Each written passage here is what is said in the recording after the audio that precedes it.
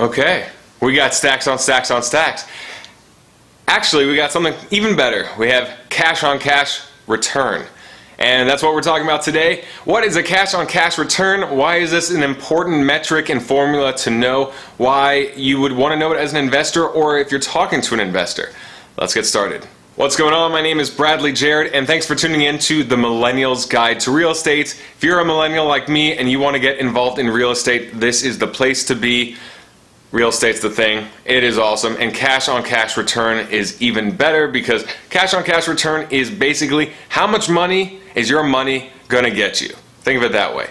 So this is a very important metric for investors in real estate, in stocks, bonds, all across the board. This is how it works. The cash on cash formula is very simple. It is annual pre-tax cash flow divided by your actual cash investment. So the first part is annual pre-tax cash flow. Let's say you have a 10-unit building, right? 10-unit building, so you have 10 doors, 10 tenants in there. They're all paying rent, so you add all that up. Let's say there is 4 washers and dryers in the building. All those quarters that people are paying, everything that you get out of that, you add that to that number. If you have some storage in the back, if you have non-refundable pet deposits, hopefully you do. Hopefully you have some late fees too. You add all that to your cash flow, your annual pre-tax cash flow. Now what you're going to do next is subtract all the expenses from it. So we have any HOA fees that you have to pay. We have vacancies, maintenance, management company, your mortgage payment, which is the big one, property taxes, insurance. There's a couple other things, whatever fees and stuff that you have to pay. And all you're going to do is divide that by the expenses. Sorry, I feel like there's a flea or a tick just crawling on my nose. So let's say, for example, you have this 10-unit building and you buy it for $1 million. So what you're going to do is take $1 million and your down payment is going to be only 20%, because that's a good thing about cash on cash return, is that you're not talking about your whole purchase price, you're talking about just the deposit. So this $1 million building, you're going to put 20% down. So that's $200,000. Now, when you do all the math on how much money it makes, let's say it takes in $120,000 a year, and minus all these expenses, it's going to be $40,000 net in your pocket. All right, 40 grand in your pocket. Full-time job for a lot of people.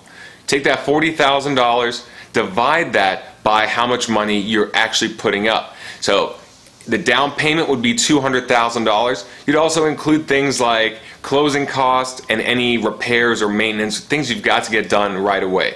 So if you buy a place and it needs a new roof, you would add that on because that's your initial investment.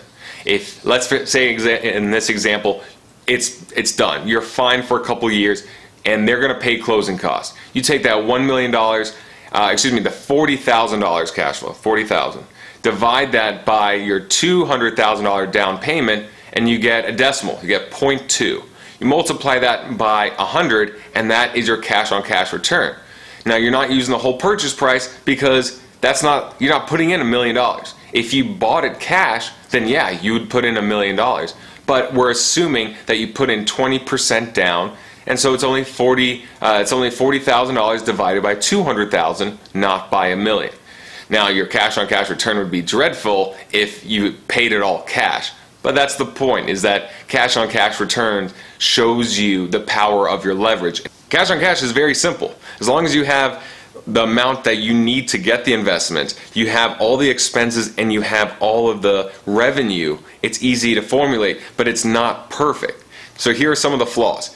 Number one is that a lot of the expenses aren't accurate, especially if it's provided by the seller, who may not include a property management company, may underestimate the costs of certain things. Like they want to sell the property, so you have to keep in mind that a lot of times they won't be 100% honest with that. Or the revenue. They may say, oh yeah, we get all this, but unless you follow up and see it in paper and have all this, you're kind of taking their word for it and you're looking at the market and saying, yeah, that looks about right, but it's not exactly right. It also doesn't include your tax situation, which affects depreciation, because when you have a building, you have property, you can depreciate everything.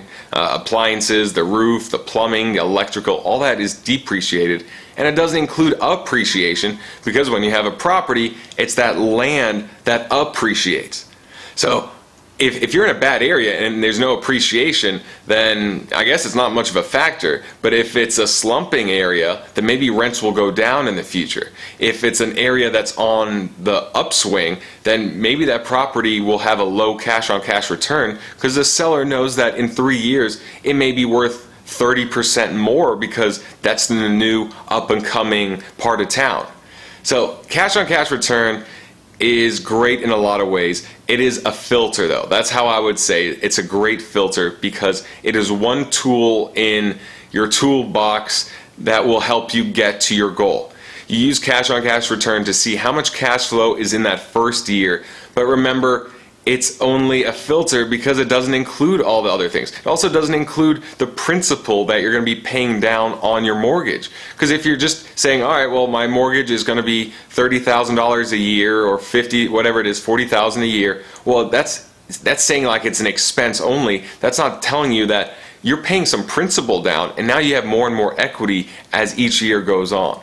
So what I would do is think of a number, find a number that you're comfortable with in cash returns per year, and use that as a filter, so that when properties cross your desk, when you research properties and they're below that number, you can automatically disregard them.